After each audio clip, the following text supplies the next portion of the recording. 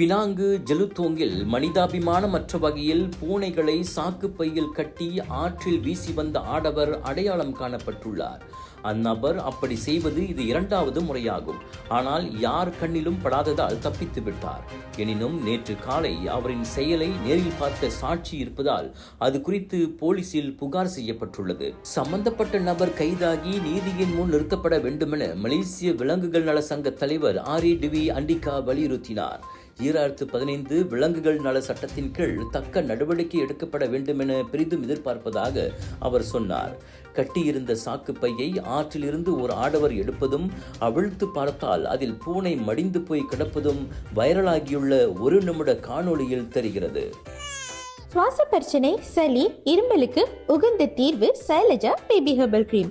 துளசி, கரிஞ்சீரகம், கிராம்பு போன்ற மூலிகைகளால் கொண்டு தயாரிக்கப்பட்டுள்ள சைலஜா பேபி ஹெர்பல் கிரீம் உங்கள் குழந்தைக்கு சிறந்த தேர்வு.